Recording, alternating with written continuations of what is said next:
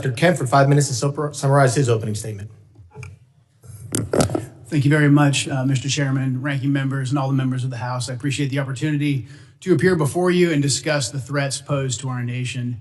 Despite the progress that we've made so far in the Trump administration, the threat posed by terrorists of all brands remains very high right now. We've made significant progress under President Trump's leadership. We have the jihadis of ISIS and al-Qaeda on the run in Iraq and Syria, thanks to the decisive action and the strikes that we've taken there recently since President Trump took office in January. However, we have a persistent threat from the individuals that were allowed into this country by the previous administration. The number one threat that we have right now, in my view, is the fact that we don't know who came into our country in the last 4 years of Biden's open borders. What we have identified is alarming, and I want to share that with you today. We just recently put out a warning of the heightened risk of terrorist attacks posed to the homeland by terrorists pretty much of all stripes, but in particular from ISIS and from al-Qaeda. NCTC has been crunching the numbers and going through the sheer volume of known and suspected terrorists that are in the country that came in under the Biden administration.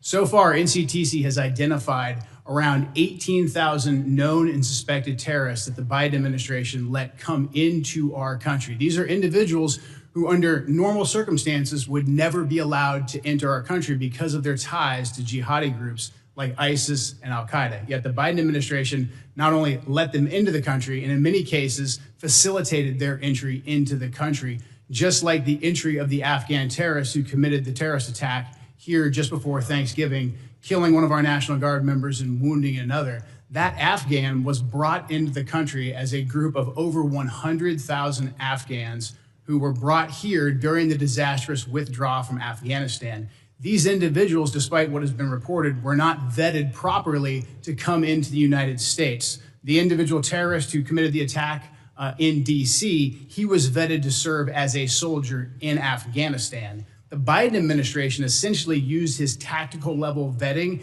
as a ruse to bring him here and to bring him into our communities. And we've seen the tragic results of that. Now, that Afghan, that attacker, that terrorist is just one of 88,000. We've identified 2,000 of that group of 88,000 who have ties to terrorist organizations. We're working right now hand in hand with DHS and with the FBI to run down this 2,000, the Afghans who came here under Allies Welcome who have ties to terrorist organizations, and additionally the other 16,000 individuals with ties to terrorist organizations that Biden let into our country. That is probably the top terrorist threat that we face right now, and that doesn't include the individuals who came here illegally through the open border. That number alarmingly remains unknown at this time. We're trying to figure out who those individuals are as well. Also adding to this elevated threat, we have ISIS and al-Qaeda that have found sanctuary in places like Afghanistan and Syria due to the transitional nature of those governments, and also again in Iraq and some of the hinterlands of Iraq. And these terrorists are able to communicate and spread their propaganda and a lot of their know-how thanks to the proliferation of encrypted apps and also due to just the internet writ large. The new terrorist tactic that we're seeing more and more is moving away from very deliberate cellular attacks that we can infiltrate easily while they communicate into an inspirational methodology where you have key members putting out media and putting out how-to guides to reach out and to touch individuals inside the United States. We recently disrupted one of those attacks just before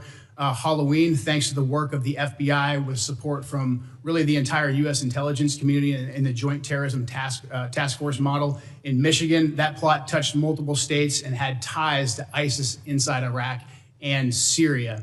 Another issue that we are addressing right now, thanks to the decisive leadership of President Trump, is the scourge of fentanyl, gang, and cartel violence. Under President Trump's leadership, we've designated these cartels and gangs as terrorist organizations, and we've done that rightfully so. These individuals, these terrorists, have killed hundreds of thousands of Americans, as these angel families will tell you firsthand. What President Trump has done by designating them as terrorists has allowed us to turn the tools of the intelligence community against them and predominantly watch list them as terrorists to prevent them from ever coming into America in the first place. To date, we've added about 35,000 of these narco-terrorists to our terrorist watch list, and we've stopped just around 6,000 of these terrorists from ever entering our country, from setting foot inside of America so they can no longer kill Americans with impunity. These are just some of the issues that we're covering 24/7, 365 at the National Counterterrorism Center, and I look forward to discussing more with you all today. Thank you.